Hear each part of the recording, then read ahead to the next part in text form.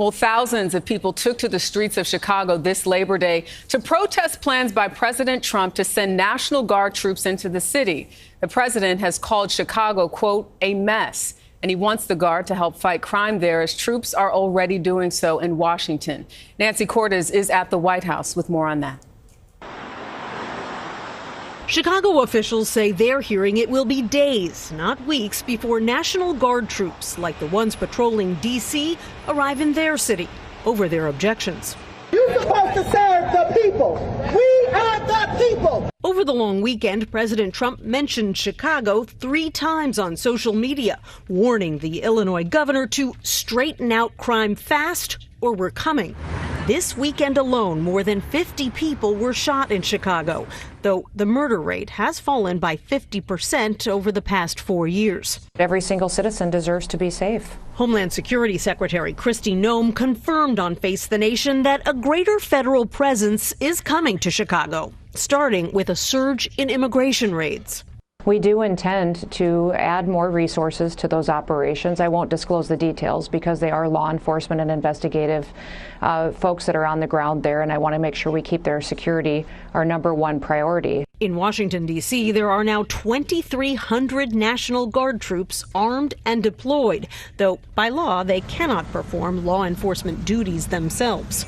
This is an erratic, impulsive administration. On Saturday, Chicago Mayor Brandon Johnson signed an executive order directing the Chicago Police Department not to collaborate with military personnel on police patrols or ICE raids. We do not want to see tanks in our streets. We do not want to see families ripped apart. We do not want grandmothers thrown into the back of unmarked vans. This now from the White House as the president weighs whether troops will end up in Chicago next. Has he given any indication as to how long those National Guard troops will stay in D.C.? What's the long-term plan? Jerika, the president hasn't given an end date yet. He simply says that he wants to make sure that crime levels here in D.C. don't bounce back to their former levels once the Guard leaves town. Now, Democrats have argued that by law, he needs to go to Congress for approval if he wants to extend their employment past 30 days. And it's been about 20 so far. But President Trump says he thinks Congress is going to side with him.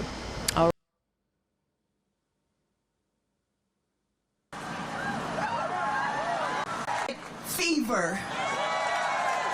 Solidarity is the antidote to homophobia and transphobia. This is a rally that was happening in Chicago. Solidarity is the antidote to people not having and needing. It is solidarity that reunites us. It is solidarity that keeps us. It is solidarity that supports us. It is solidarity that makes these United States of America for the people and of a preacher and the son of a union worker. A little bit more. Wait a minute, that's ain't that Jamal Bryant right there? What is Jamal Bryant doing in Chicago at a rally for Brandon Johnson? Why is Jamal? You know what? Honestly, I think that Jamal Bryant. I'm not sure that there is somebody that I dislike more than Jamal Bryant. I'm not sure that there is anybody, any preacher, anybody that I dislike more than Jamal Bryant. Jamal Bryant is trying to take up the mantle of Al Sharpton and all the rest of them. There is not one person that I dislike more. I'm not sure. I'd have to think. I'd really have to think. Jamal Bryant, it aggravates me. He aggravated me back when he had something to say about Kevin Samuels. He aggravated me when he then had these other takes that was outlandish and crazy. Jamal Bryant is probably one of the worst people that I've ever seen in my entire life. Aggravates me, just burns my always right there advocating for the worst things for the community. He was right there with Fonnie Willis. Now he over there with Brandon Johnson. He was on a Zesty platform talking about, he was just with Jason Lee, wasn't he?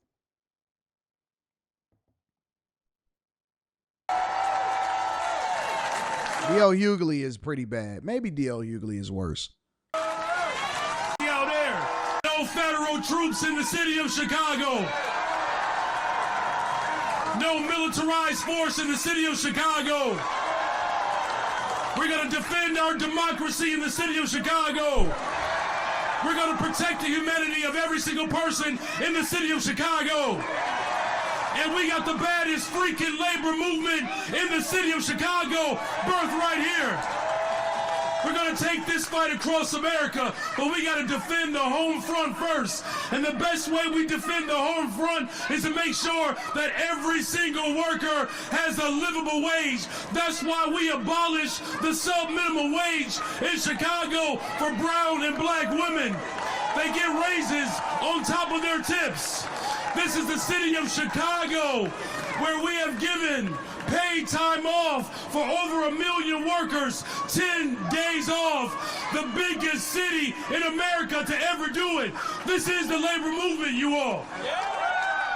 On pace to build more affordable units, a teacher's contract that protects black women, a teacher's contract that protects the LGBTQIA community, the teacher contract that protects immigrants. This is the greatest freaking city in the world. All of the things that's wrong with America.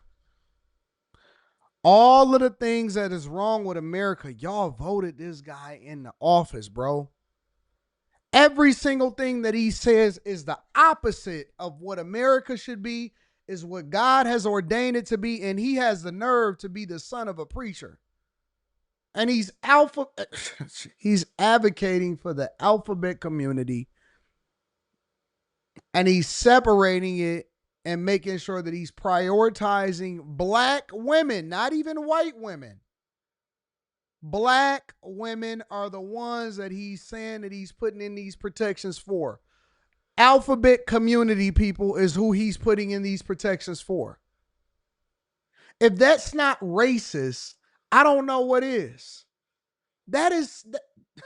Oh my God. This is a public figure, a mayor of a major city that is saying this on this platform. Chi-town. Now look, that we don't have the power to beat authoritarianism, but I'm also a history teacher as well. We have stood up for the interests of workers before, and we will do it again. And no matter what comes from the White House, Chicago will always be a labor town. Are you with me, Chicago?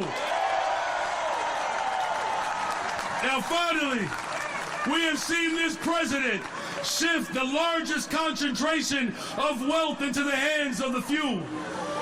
Justice Brandeis made it very clear. He said we can either have a democracy or we can have wealth in the hands of the concentrated few. But he says we cannot have both.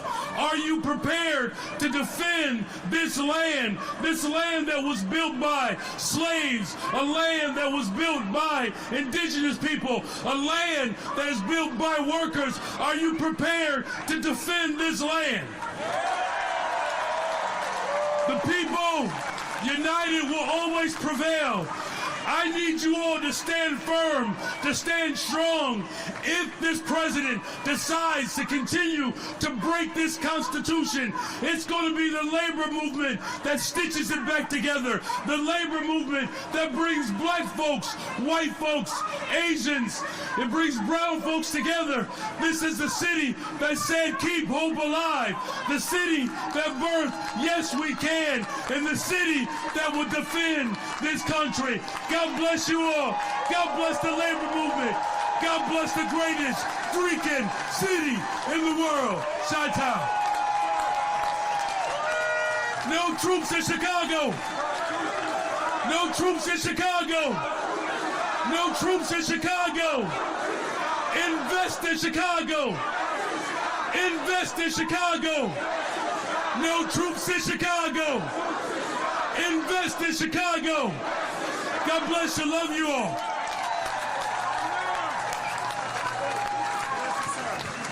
Where we fight! Where we fight! Where we fight! What is happening, y'all? What is going on? This is a critical moment. It's a critical moment in American history where history will have to record that the fight for democracy was birthed in Chicago. Those of you who still believe in liberty and justice for all, would you make some noise right now if you still believe in it?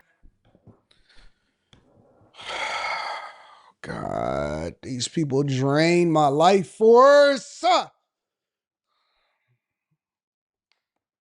Why? Why do y'all rock with these people?